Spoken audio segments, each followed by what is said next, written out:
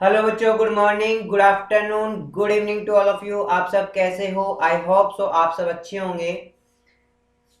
आज हम CMA foundation जो आपका भी एग्जाम आने वाला है, उस एग्जाम के लिए हम ऑल सब्जेक्ट के लिए रिवीजन क्लासेस स्टार्ट करने जा रहे हैं। और आज का हमारा फर्स्ट लेक्चर है अकाउंटेंसी का। ठीक है, आज हमारा अकाउंटेंसी का फर्स्ट लेक्चर है, जिसमें हम अकाउंटेंसी की डेफिनेशंस, अकाउंटेंसी की हिस्ट्री, इनके बारे में हम डिस्कस करेंगे, जिससे रिलेटेड 2-3 क्वेश्चंस आपके एग्जाम में आते हैं। हाँ, मैं आपको बता देता हूं कि ये फास्ट ट्रैक रिवीजन है, तो आप प्लीज थोड़ा सा ये कोर्स फास्ट चलेगा। ठीक है, यदि आपको समझ में नहीं आ रहा है तो आप प्ले बैक करके देख लीजिएगा। ठीक है, और यदि आपको फिर भी समझ में नहीं आ रहा है तो आपको स्क्रीन के नीचे यानी पीडीएफ में आपको नंबर गिवन है। ठीक है, CA पोद्दार सर के 9509353697 नंबर। ठीक है, इस पर कॉल या व्हाट्सएप पर मैसेज छोड़ दीजिएगा। आपको अपनी जो भी प्रॉब्लम्स है वो आपको सोल्व आउट हो जाएगी वहाँ पर, है ना। हाँ जी, तो सबसे फर्स्ट हम स्टार्ट कर रहे हैं हिस्ट्री ऑफ अकाउंटेंसी। सबसे फर्स्ट हम क्या स्टार्ट कर रहे हैं? History of accountancy. हम बात करते हैं हिस्ट्री ऑफ अकाउंटेंसी की। ठीक है, ये हिस्ट्री ऑफ अकाउंटेंसी। ठीक है, अकाउंटेंसी के मॉडर्न अकाउंटेंसी के फादर कौन है? मॉडर्न अकाउंटेंसी जो हम अभी अकाउंटेंसी पढ़ेंगे उसके फादर कौन है? वैसे तो अकाउंटेंसी बहुत काफी सालों से चलती आ रही है, 5000 सालों से चलती आ रही है अकाउंटेंसी, लेकिन मॉडर्न अकाउंटेंसी के फादर कौन है? मॉडर्न अकाउंटेंसी का ओरिजिन किसने किया? मॉडर्न अकाउंटेंसी में क्या आता है? डबल अकाउंटिंग सिस्टम आता है। मॉडर्न अकाउंटेंसी में क्या आता है? डबल अकाउंटिंग सिस्टम आता है। उसके फादर है लुकास पेशोली। कौन है? लुकास पेशोली। ठीक है, लुकास पेशोली के बारे में थोड़ा सा पढ़ लेते हैं। लुकास पेशोली अकाउंटेंसी के फर्स्ट राइटर है, अकाउंटेंसी बुक के फर्स्ट राइटर है, और इन्होंने जो बुक राइट की थी वो 1494 में राइट की थी। ठीक है, इन्होंने जो बुक राइट की है वो डबल अकाउंटिंग सिस्टम पर बुक राइट की है, ड्यूल एस्पेक्ट कॉन्सेप्ट पर बुक राइट की है। ठीक है, हाँ जी, ये एक मैथमेटिशियन थे। इन्होंने दो टाइप की बुक लिखी थी। एक डिकम्पोजिट स्क्रिप्चर्स जो कि वर्नाकुलर इटालियन लैंग्वेज में थी, जिसकी जो लैंग्वेज थी वो इटालियन थी। ठीक है, डिकम्पोजिट स्क्रिप्चर्स नाम की जो बुक है वो इटालियन लैंग्वेज में थी, और एक सेकंड बुक लिखी थी सुमद अर्थमेटिका। ये दो बुक उन्होंने लिखी थी। ठीक है, डिकम्पोजिट स्क्रिप्चर्स या सुमद अर्थमेटिका, ये दो बुकें उन्होंने लिखी थी। ठीक है, उन बुक को पब्लिश किसने किया? पब्लिशर कौन है? पैगानिनी है। इसका पब्लिशर कौन है? पैगानिनी है। ठीक है, कुछ बच्चे ये पूछते हैं कि सर इनका जो लुकास पेशोली है उनका बर्थ क्या है? ठीक है बेटा, इनका बर्थ बताया जाता है 1447 में। ठीक है, और इनकी जो डेथ हुई है वो डेथ की ईयर बताया गया है 1517 में। ये करीबन 70 साल का एज है इनकी। क्या है? 17 की एज में इनकी डेथ हो गई थी। ठीक है, क्लियर कि इनकी 17 की एज में इनकी डेथ हो गई थी। ठीक है, दूसरी बात है कि हाँ, ये कहाँ के रहने वाले थे? आगे चले, ये कहाँ के रहने वाले थे? ये इटली के वेनिस सिटी के रहने वाले थे। इटली के वेनिस सिटी। ठीक है, वेनिस सिटी जैसे हमारे राजस्थान स्टेट में एक उदयपुर सिटी है जिसे हम लेक सिटी बोलते हैं, ऐसे ही वेनिस सिटी भी एक लेक सिटी है। ठीक है, क्लियर। हाँ, मैंने आपको बताया था कि जो लुकास पेशोली है, इन्होंने अपनी जो बुक लिखी थी वो इटालियन लैंग्वेज में लिखी थी। किस में लिखी थी? इटालियन लैंग्वेज में। ठीक है, तो आपको पता है कि इटालियन लैंग्वेज कौन समझेगा? तो सबसे पहले इटालियन लैंग्वेज कौन समझेगा? इटालियन लैंग्वेज पूरे वर्ल्ड में थोड़ी ना फेमस है, कोई नहीं जानता, इटली के लोग बाकी जानते हैं।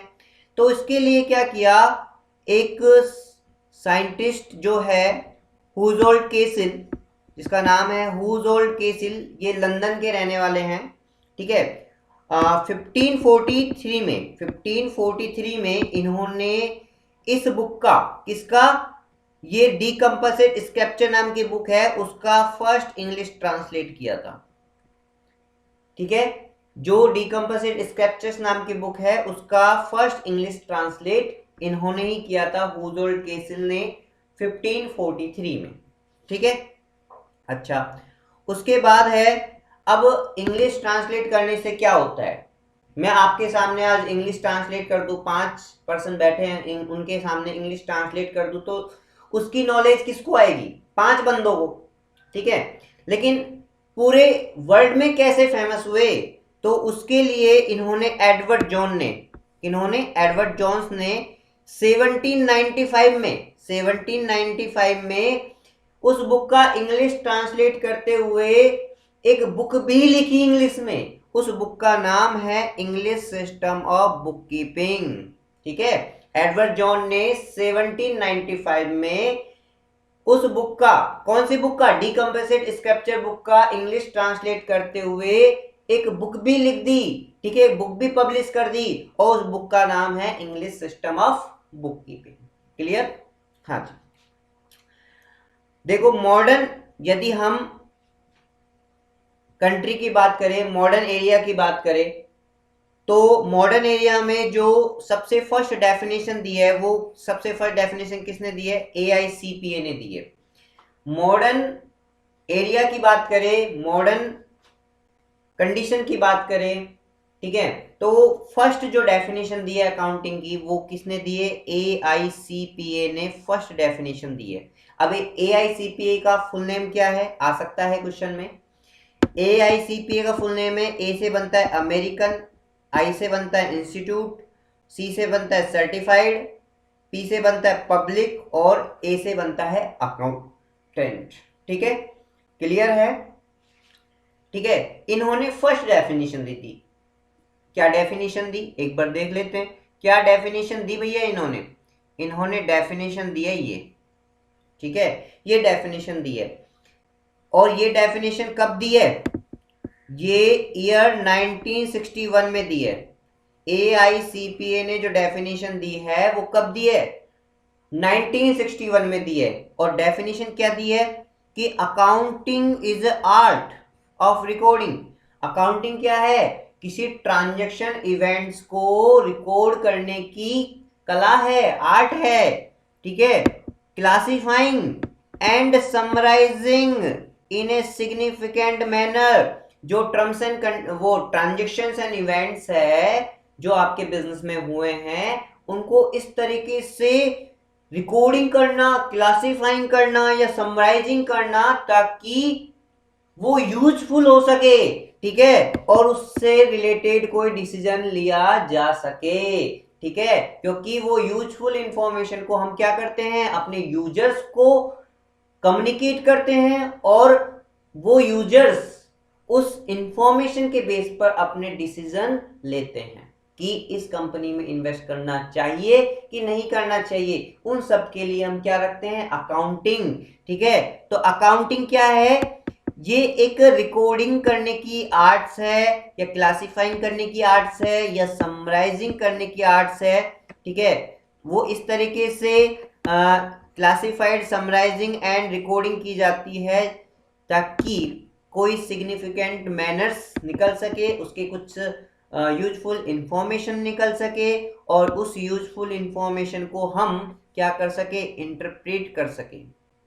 ठीक है, वापस देखिए कि अकाउंटिंग जो है, अकाउंटिंग जो है art of recording, classifying and summarizing in a significant manner in a term of money, ठीक है, and money is worth transactions and events which are in part at least financial characters and interpreting the result thereof।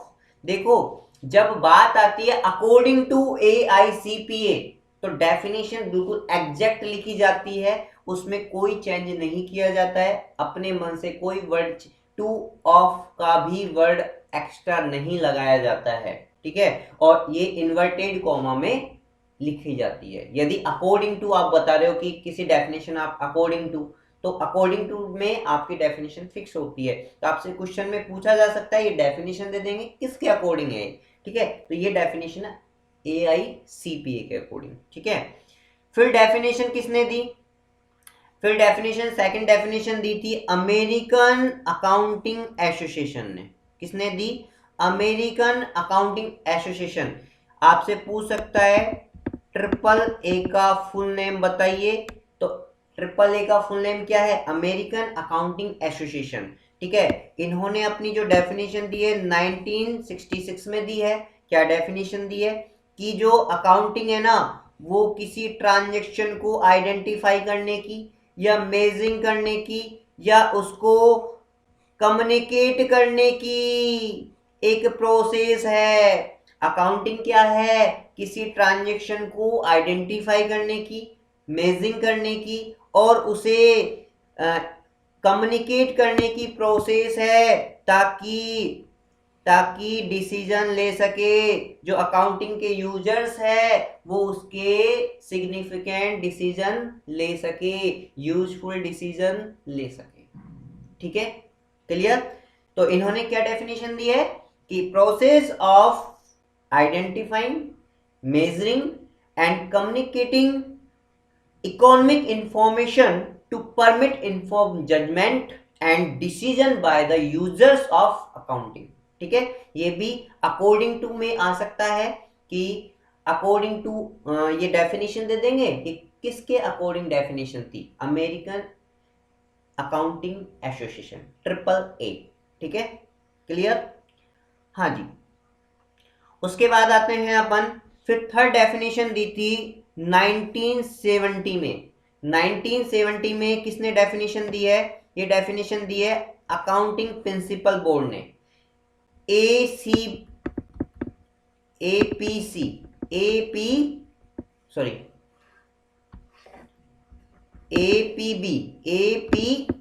ने। पूछ सकते हैं APB का full name क्या है, accounting principles board, ठीक है। और इसने जो डेफिनेशन दी है वो कब दी है, इसने जो डेफिनेशन दी है वो ईयर 1970 में दी है। और क्या डेफिनेशन दी है कि accounting is a science of recording. पहले तो बताया था आर्ट्स है, AICPA ने तो बोला था कि अकाउंटिंग इज आर्ट, और ये बोल रहे हैं कि अकाउंटिंग क्या है, एक साइंस है, रिकॉर्डिंग करने की क्या है, साइंस है, क्लासिफाइंग करने की साइंस है, किसी बिजनेस ट्रांजैक्शन को या इवेंट्स को। अब देखो यहां पर एक बात मैं आपको बता देता हूं, यहां पर ये ट्रांजैक्शन जो इवेंट्स आए हैं ये वर्ड अलग अलग है, इन दोनों में डिफरेंस है। आगे जाके नहीं हम इसे एक्सप्लेन करेंगे, ट्रांजैक्शन क्या होता है, इवेंट क्या होता है, ठीक है। हाँ जी, क्लियर। हाँ जी, तो यहां पर तो अकाउंटिंग प्रिंसिपल बोर्ड ने क्या बोला है कि जो अकाउंटिंग है वो साइंस है, और जबकि AICPA ने क्या बोला था, अकाउंटिंग इज आर्ट है। अरे ये तो बड़ी दिक्कत है, ये क्या कहना चाहते हैं, साइंस आर्ट क्या है, ये अभी आगे समझेंगे अपन, है ना।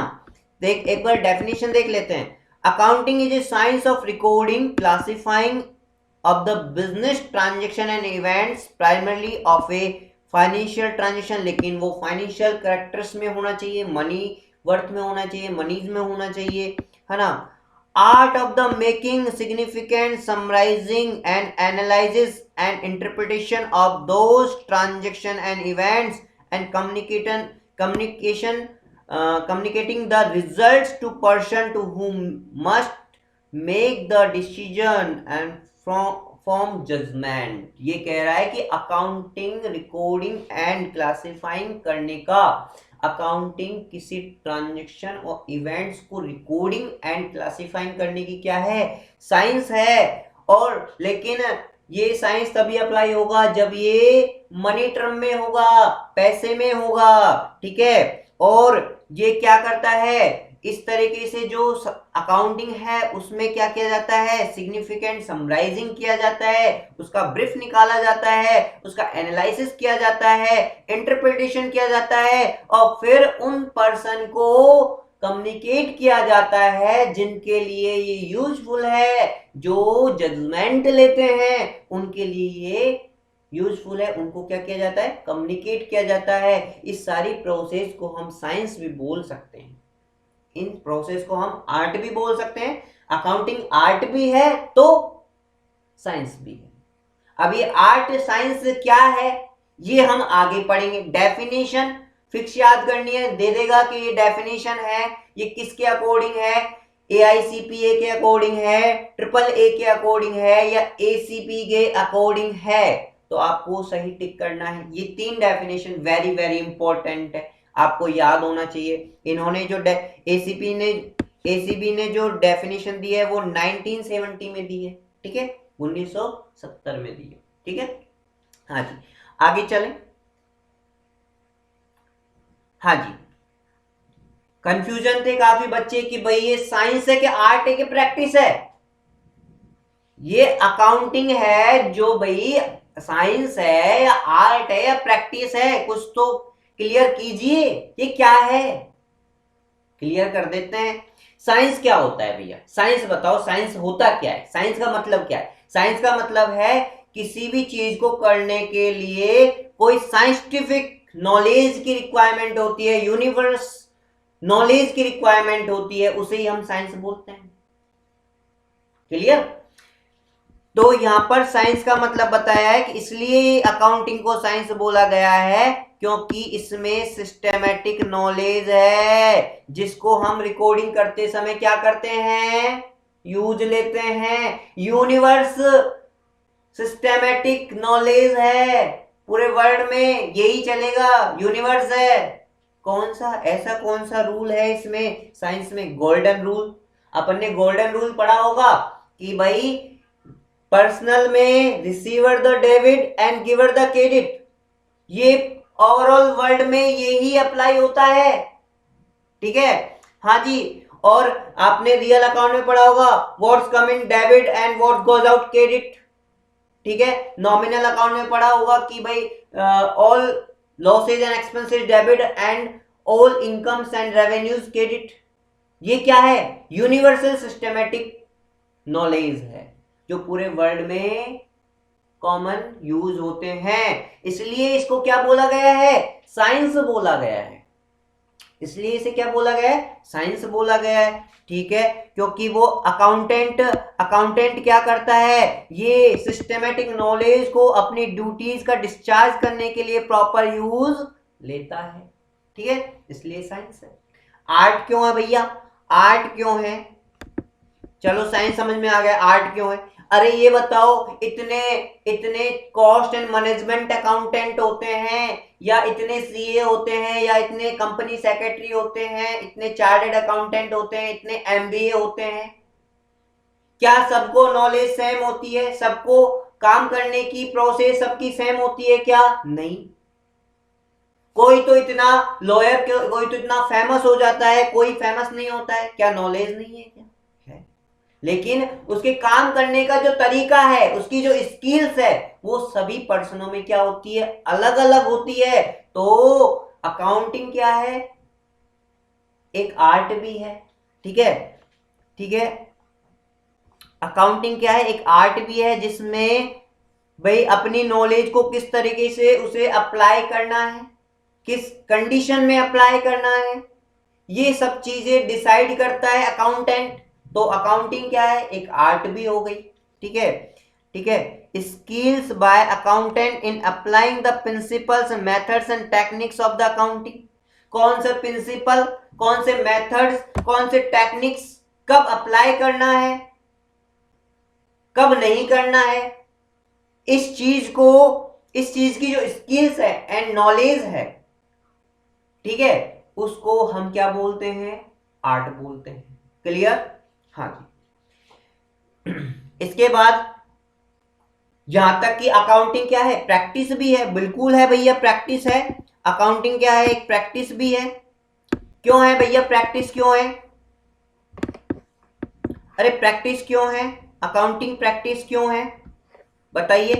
अकाउंटिंग प्रैक्टिस इसलिए है कि अकाउंटेंसी के फील्ड में अकाउंटेंट कंसिस्टेंटली एफर्ट्स करता रहता है, डेली कुछ ना कुछ सीखने को मिलता है, ठीक है। यदि आप प्रैक्टिस नहीं करोगे, मैं आपको 2 क्वेश्चन बता देता हूं, उसके बाद क्या आप उन 2 क्वेश्चनों के बेस पर क्या हार्ड क्वेश्चन कर सकते हो क्या? कोई नया क्वेश्चन आ जाता है उसको कर लोगे क्या 2 क्वेश्चन के बेस पर? नहीं, उसके लिए आपको 50 क्वेश्चनों की क्या करनी पड़ेगी, प्रैक्टिस करनी पड़ेगी, तब जाके नहीं आप एक हार्ड क्वेश्चन को अटेम्प्ट कर पाओगे। तो ये क्या है, प्रैक्टिस है। तो बिल्कुल अकाउंटेंट भी क्या करता है, कंसिस्टेंटली एफर्ट्स करता रहता है, डेली नई नई चीजें सीखता रहता है, ठीक है। It requires consistent efforts on the part of the accountant in the field of accountancy. यदि उसने अकाउंटेंसी फील्ड को चूज किया है तो उसको कंसिस्टेंटली क्या करना पड़ेगा, एफर्ट्स करता रहना पड़ेगा, ठीक है। Accountant has to keep the himself continues inform about the latest development in the process. वो अपने जो प्रोफेशन है उसमें क्या लेटेस्ट इंफॉर्मेशन आई है, उससे क्या होना पड़ेगा, उसको अपडेट रहना पड़ेगा। अपडेट रहना पड़ेगा कि नहीं पड़ेगा भाई? कोई इनकम टैक्स है, इनकम टैक्स पढ़ा रहा है, अकाउंटेंट इनकम टैक्स संभाल रहा है, तो उसको अपडेट रहना पड़ेगा। जब भी बजट आएगा अपडेट होना पड़ेगा कि क्या रेट अप्लाई हो रही है, कौन सी लिमिट लग रही है, ठीक है। तो यहां पर क्या है, प्रैक्टिस है। क्या है, अकाउंटिंग इज ए प्रैक्टिस भी है, ठीक है, क्योंकि अकाउंटेंट को कंसिस्टेंटली क्या करना पड़ेगा, एफर्ट्स करते रहना पड़ेगा, ठीक है। क्योंकि ये प्रोफेशन ही ऐसा है, प्रोफेशन चाहे डॉक्टर का हो, चाहे इंजीनियर का हो, चाहे सीए का हो, तीनों में ही क्या करना पड़ता है, प्रैक्टिस करती रहनी पड़ेगी। प्रैक्टिस नहीं करोगे तो आपके प्रोफेशन का कोई मतलब नहीं है, ठीक है। तो प्रोफेशन जरूरी है, अपडेट रहना जरूरी है। आगे चलिए भाई, अकाउंटेंट इतनी प्रैक्टिस करता है तो इसका सोसाइटी में क्या रोल है भैया, इसका अकाउंटेंट का सोसाइटी में क्या रोल है, क्या क्या कर सकता है अकाउंटेंट? अकाउंटेंट कर सकता है आपकी किसी भी कंपनी के अकाउंट्स मेंटेन कर सकता है, बुक्स ऑफ अकाउंट्स क्या कर सकता है, मेंटेन कर सकता है, स्टेचुटरी ऑडिट कर सकता है, स्टेटरी ऑडिट कर सकता है जो साल में एक बार होती है, लीगल ऑडिट, ठीक है, वो कर सकता है। इंटरनल ऑडिट भी कर सकता है अकाउंटेंट। ऑर्गेनाइजेशन में क्या चल रहा है, कोई घपला तो नहीं कर रहा है, डिसिप्लिन बना के रखता है अकाउंटेंट, ठीक है, इंटरनल ऑडिट, ठीक है। अकाउंटेंट को टैक्सेशन की नॉलेज भी होती है, टैक्सेशन का वर्क भी कर सकता है, इनकम टैक्स रिटर्न फाइल कर सकता है, ठीक है। किसी को कंसल्टेंसी भी प्रोवाइड करा सकता है, किसी को सलाह दे सकता है कहां पर इन्वेस्ट करना चाहिए, कहां पर नहीं करना चाहिए, कब करना चाहिए, ठीक है। फाइनेंशियली एडवाइस दे सकता है कि भाई लोन कैसे मिलेगा, कैसे लोन मिल सकता है तुम्हें, ये करो, ठीक है। सेक्रेटरियल वर्क भी करता है, क्लब वगैरह के अकाउंट्स मेंटेन करता है, सेक्रेटरियल वर्क, ठीक है। शेयर रजिस्ट्रेशन वर्क करता है, ठीक है, कंपनी के शेयर रजिस्ट्रेशन का वर्क भी करता है, कंपनी का रजिस्ट्रेशन वर्क करता है, कंपनी फॉर्मेशन वर्क करता है, और हम यहाँ पर बनाते भी है और बिगाड़ते भी है, यानी हम यहाँ पर कौन से कहां पर इन्वेस्ट करना चाहिए वो भी बताते हैं, और लिक्विडेटर बेच दे ये इतने की बिकेगी इसकी वैल्यू भी हम करते हैं। यानी अकाउंटेंट किसी को बना भी सकता है और किसी को बर्बाद भी कर सकता है, ध्यान रखना, इतनी पावर होती है अकाउंटेंट में, ठीक है। चाहे सीए हो, चार्टर्ड अकाउंटेंट हो, चाहे कॉस्ट एंड मैनेजमेंट अकाउंटेंट हो, चाहे कंपनी सेक्रेटरी हो, किसी को बना भी सकता है तो कभी किसी को बर्बाद भी कर सकता है, ठीक है। लिक्विडेटर बेच सकता है कोई भी एसेट्स को, ठीक है। हाँ, ये रोल होते हैं सोसाइटी में अकाउंटेंट के। जब भी किसी को प्रॉपर्टी बेचनी होती है, अकाउंटेंट को बुलाता है, भैया वैल्यूएशन कर, कितने में बिक सकती है, ठीक है। ये भी काम अकाउंटेंट का होता है। हाँ जी, अकाउंटिंग के ऑब्जेक्ट क्या है? अकाउंटिंग के क्या ऑब्जेक्ट है बताइए, क्या ऑब्जेक्ट है अकाउंटिंग के? अकाउंटिंग का ऑब्जेक्ट है बेटा सिस्टमैटिक रिकॉर्ड्स रखना, किसी ट्रांजैक्शन इवेंट्स का सिस्टमैटिक रिकॉर्ड करना। ट्रांजैक्शन एंड इवेंट्स मैंने बताया, आगे जाके अलग से पढ़ेंगे इसको। ट्रांजैक्शन इवेंट्स सेम वर्ड मत लो, डिफरेंट वर्ड होता है, ठीक है। सिस्टमैटिक रिकॉर्ड करना, ठीक है। और फिर उन सिस्टमैटिक रिकॉर्ड जो हमने किया उनका रिजल्ट असरटेन करना। क्या रिजल्ट निकला भाई, हमने जो रिकॉर्डिंग करी, कोई ट्रांजैक्शन किया, उनको रिकॉर्ड किया, क्या रिजल्ट निकला उन ट्रांजैक्शन से, ठीक है, उसको असरटेन करना। अपनी फाइनेंशियल पोजीशन का असरटेनमेंट करना कि भाई हमारे पास अब कितनी एसेट्स है, बिजनेस में कितनी एसेट्स है, कितनी लायबिलिटीज है, ठीक है। हाँ, कंपनी की लायबिलिटीज ज्यादा तो नहीं है, अदरवाइज सॉल्वेंसी पोजीशन का भी असरटेनमेंट किससे होता है? रिकॉर्डिंग, इसलिए रिकॉर्डिंग करते हैं, ठीक है, कुछ भूल ना जाए, क्योंकि मेमोरी लिमिटेड, इसलिए रिकॉर्ड करेंगे ताकि हमको आगे का सिचुएशन पता रहे, ठीक है। और यूजर्स को जो इंफॉर्मेशन आई है उसको क्या करना, कम्युनिकेट करना, ताकि वो डिसीजन ले सके, ठीक है। और अकाउंटिंग से मैनेजमेंट को भी क्या मिलती है, हेल्प मिलती है कि क्या डिसीजन, क्या कहां पर इन्वेस्ट करना चाहिए, क्या करना चाहिए, है ना, क्या प्लानिंग करनी चाहिए, क्या कंट्रोलिंग करना चाहिए, ये सब चीज के लिए मैनेजमेंट को भी हेल्प मिलती है, ठीक है। अकाउंटिंग रखोगे तो, अकाउंटिंग नहीं रखोगे तो मैनेजमेंट कह देगा भैया मेरे पास कोई इंफॉर्मेशन नहीं है, कैसे कैसे प्लानिंग करूं बताओ मुझे, ठीक है।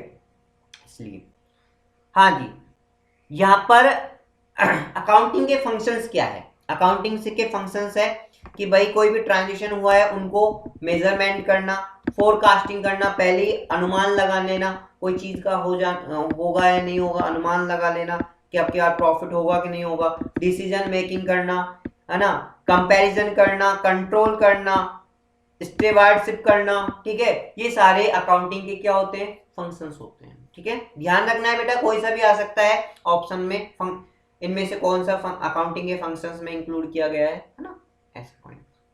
हाँ, अकाउंटिंग का किसी दूसरे डिसिप्लिन से क्या रिलेशन होता है, ठीक है। अकाउंटिंग का किसी अदर डिसिप्लिन से क्या रिलेशन होता है?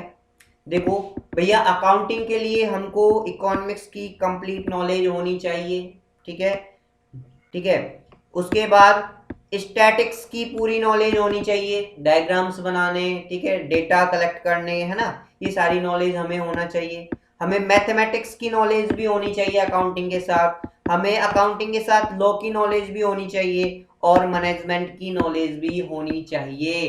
तो अकाउंटिंग का अदर डिसिप्लिन से हमारा गहरा संबंध होता है, ठीक है, भाई बहन का जैसा संबंध होता है, तेरे बिना काम नहीं चलेगा, ठीक है।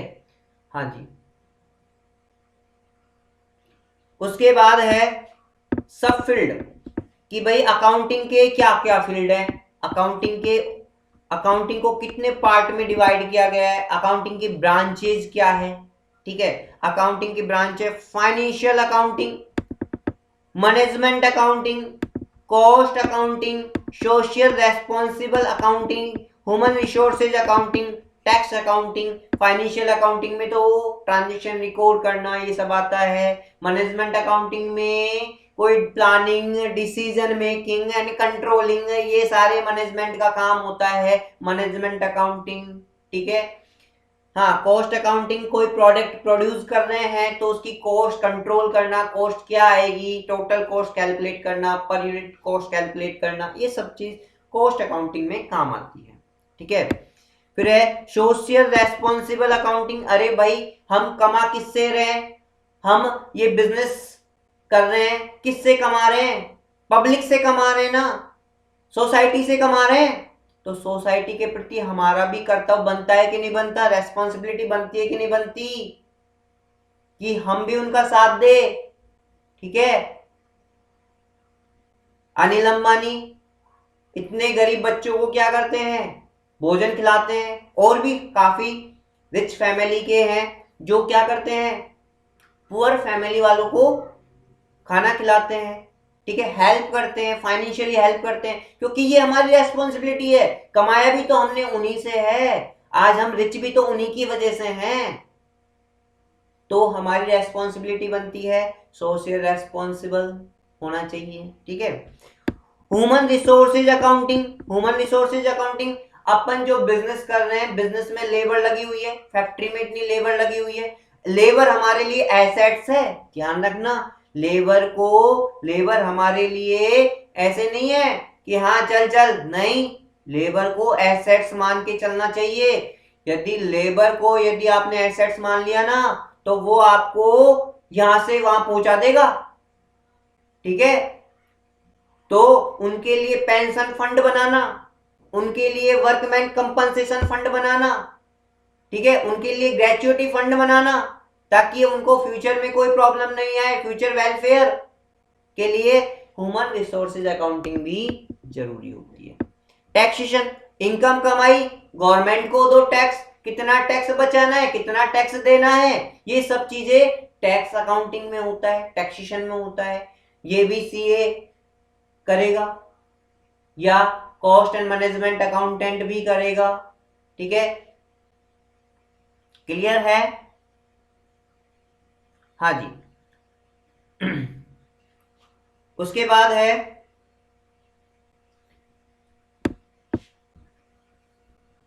हाँ जी, एक मिनट।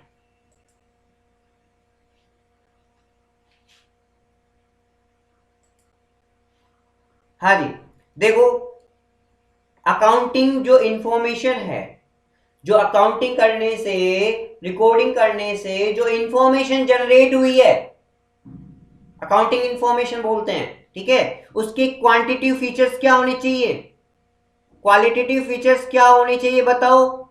जो अकाउंटिंग इंफॉर्मेशन जनरेट हुई है रिकॉर्डिंग से, क्लासिफिकेशन से, समराइजिंग से, उसके क्वालिटेटिव फीचर्स क्या होने चाहिए, इंफॉर्मेशन किस टाइप की होनी चाहिए, रिलायबल होनी चाहिए। इंफॉर्मेशन क्या होनी चाहिए, रिलायबल होनी चाहिए। रिलायबल कैसे होगी, सच्ची होनी चाहिए, सच्ची इवेंट, सच्चे ट्रांजेक्शन होनी चाहिए।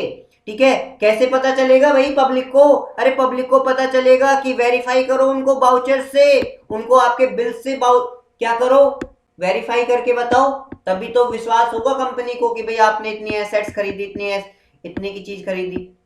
क्या ही बोलते हैं ना कि मेरी ये शर्ट है ना 5,000 रुपए की है, अच्छा बिल बता, तभी तो विश्वास करूं 5,000 की है ना।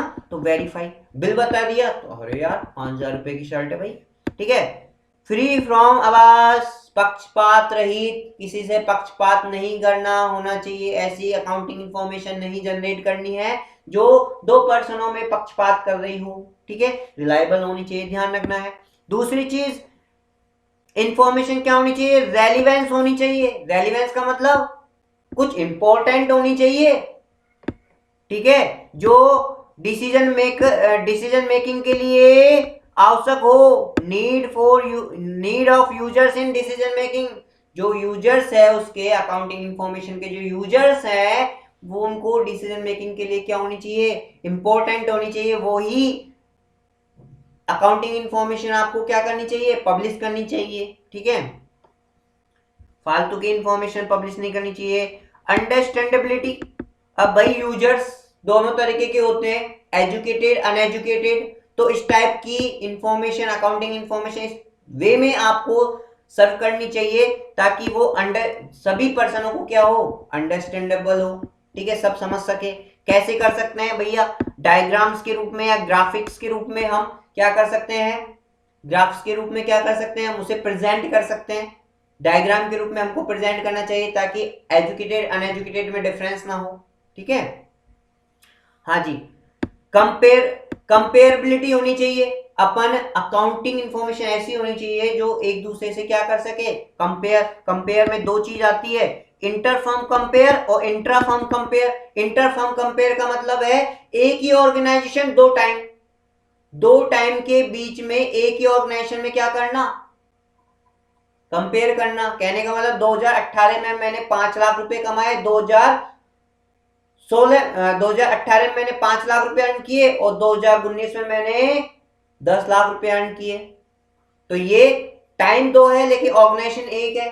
तो इनके बीच में जो कंपेयर होता है, दो टाइम के बीच में, दो पीरियड्स के बीच में जो कंपेयर होता है उसे इंट्रा फर्म कंपेरिजन बोलते हैं। इंटर फर्म जब एक टाइम में दो इंडस्ट्री के बीच में क्या हो, कंपैरिजन हो कि भाई ए लिमिटेड ने तो 2018 में 5 लाख रुपए कमाए और बगल में ही पास में ही एक इंडस्ट्री है, सैम इंडस्ट्री है, वो 10 लाख रुपए कमा रहा है वही 2018 में। तो इनके बीच में जो कंपैरिजन किया जाएगा वो इंटर फर्म कंपैरिजन होगा। ठीक है, जब दो पीरियड एक ऑर्गेनाइजेशन इंट्रा, जब दो ऑर्गेनाइजेशन एक पीरियड इंटर। ठीक है, ध्यान रखना इस चीजों को। अकाउंटिंग इंफॉर्मेशन के यूजर्स कौन है, कौन यूज करता है हमारी इंफॉर्मेशन, कौन इंटरेस्टेड है? मुझे तो लगता नहीं है हमारी इंफॉर्मेशन का कोई इंटरेस्टेड है। ठीक है भैया, कौन है? देखते हैं कौन कौन इंटरेस्ट रखता है हमारी इंफॉर्मेशन को, हमारे बिजनेस के जो ग्रोथ है या ये सब चीजों में कौन इंटरेस्ट रखता है। देखते हैं, 2% इंटरेस्ट रखते हैं, internal and external users. Internal users जो ऑर्गेनाइजेशन के अंदर होते हैं, ऑनर्स, मैनेजमेंट और एम्प्लॉइज। भाई ऑनर्स क्यों इंटरेस्ट रखेगा? अरे भाई ऑनर्स ने मैक्सिमम कैपिटल इन्वेस्ट किया है, मैक्सिमम रिस्क ले रहा है, तो वो चाहता है कि बिजनेस में मैक्सिमम प्रॉफिट होना चाहिए, कैपिटल कम तो नहीं हो रही मेरी, कैपिटल मिसयूज तो नहीं हो रही, इसलिए वो अकाउंटिंग इंफॉर्मेशन का इंपॉर्टेंट यूजर्स होता है, इंटरनल यूजर्स होता है। मैनेजमेंट, अरे भैया मालिक को क्या देना है, जवाब देना है, मालिक को खुश करना है। मैनेजमेंट सारे एम्प्लॉइज तो होते हैं। ठीक है, सीए जॉब करता है तो वो भी एम्प्लॉय होता है।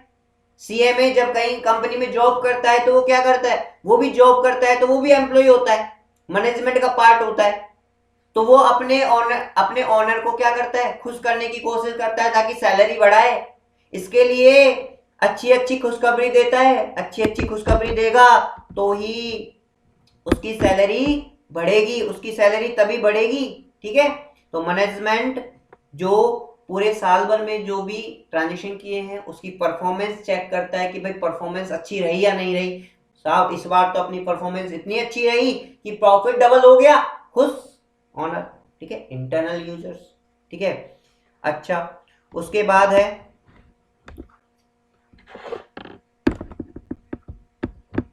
हाँ जी उसके बाद है एम्प्लॉइज। मैंने आपको बताया एम्प्लॉइज तो अपनी एसेट्स होती है, एम्प्लॉइज बिना तो कुछ काम होने वाला नहीं है।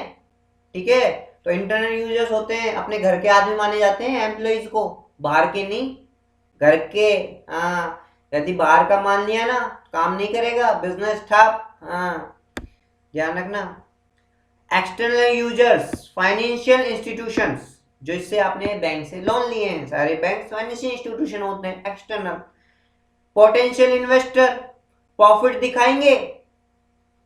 भाई फाइनेंशियल इंस्टीट्यूशन क्यों यूजर्स होते हैं, बैंक हमारा बिजनेस का क्यों ध्यान रखेगी? अरे भाई बैंक से लोन लेंगे तो बैंक कहेगी आईटीआर दिखा, प्रॉफिट स्टेटमेंट दिखा, पोजीशन स्टेटमेंट दिखा, कैश फ्लो दिखा। ठीक है, स्टेटमेंट दिखा। क्यों इंटरेस्टेड है भाई, पैसा वापस आएगा कि नहीं आएगा चेक कर लूं। हाँ, पोटेंशियल इन्वेस्टर, भाई इस कंपनी में इन्वेस्ट करूं कि नहीं करूं। ठीक है, अंबानी के शेयर्स खरीदूं कि नहीं खरीदूं, रिलायंस के शेयर्स खरीदूं कि नहीं खरीदूं, क्या प्रॉफिट ट्रेंड चल रहा है। तो अंबानी का बिजनेस पे ध्यान जा रहा है कि नहीं जा रहा, पोटेंशियल इन्वेस्टर का। यानी मैं इन्वेस्ट करने वाला हूं रिलायंस कंपनी में, तो पहले देखूंगा कि भाई रिलायंस कंपनी के शेयर्स की ग्रोथ क्या है, ठीक है। हाँ, क्रेडिटर्स, भैया उधार माल लेना है, उधार माल लेना है तो उधार माल देने वाला ऐसे थोड़ी ना दे देगा, पहले पूरी बात का पता करेगा। गवर्नमेंट्स, रिसर्चर, अरे भैया ये आज तक वाले ये रिसर्चर ही तो होते हैं कि भाई इस कंपनी के शेयर, इस कंपनी का प्रॉफिट इतना बढ़ा तो इसका मतलब इस कंपनी के शेयर्स बढ़ने वाले हैं, इन्वेस्ट कर दो। रिसर्चर, रिसर्च इसलिए तो किया जाता है ताकि वो पोटेंशियल इन्वेस्टर को इंफॉर्मेशन देते रहे। कस्टमर, ठीक है, और पब्लिक तो है ही, वैकेंसी निकल रही हो तो बढ़ते, है ना। पब्लिक का मतलब है भाई बिजनेस ग्रो कर रहा है तो वैकेंसी निकलेगी, वैकेंसी निकलेगी तो फॉर्म भर दे, ठीक है, जॉब के लिए चल जाए, ठीक है। ठीक है, हाँ जी। नेक्स्ट है, 3 वर्ड है, accountancy, accounting and book keeping, ठीक है। ये क्या है कि बेटा अकाउंटेंसी जो है, अकाउंटेंसी जो है एक वाइड वर्ड है, वो इसका स्कोप बहुत बड़ा है, ठीक है, देन अकाउंटिंग के, ठीक है, क्योंकि अकाउंटिंग उससे छोटा है, ठीक है। फिर अकाउंटिंग भी अकाउंटिंग से छोटा कौन है, बुक कीपिंग। सबसे स्मॉल जो स्कोप है वो किसका है, बुक कीपिंग का, थोड़े दिन का रहता है, थोड़ी टाइम का रहता है, फिर इसकी रेपुटेशन खत्म हो जाती है, इसकी जरूरत खत्म हो जाती है, ठीक है। बुक कीपिंग सबसे छोटा भाई है, ठीक है, अकाउंटिंग मंझला भाई है और अकाउंटेंसी सबसे बड़ा भाई है, ठीक है। हाँ जी, थोड़ा देखते हैं आगे हम इनको पढ़ेंगे, ठीक है। सबसे पहले हम देख लेते हैं कि आप बुक कीपिंग और अकाउंटिंग में क्या डिफरेंस है। भैया बुक कीपिंग में तो क्या आता है, बुक कीपिंग में तो आप किसी ट्रांजैक्शन को आइडेंटिफिकेशन कर लो, ठीक है, फिर रिकॉर्डिंग कर लो, ठीक है, और फिर क्लासिफाइंग कर लो। ये सारी प्रोसेस क्या है, बुक कीपिंग की है, ये क्या है, बुक कीपिंग में होती है। और अकाउंटिंग में इसके बाद की प्रोसेस, अकाउंटिंग में क्या है, समराइजिंग,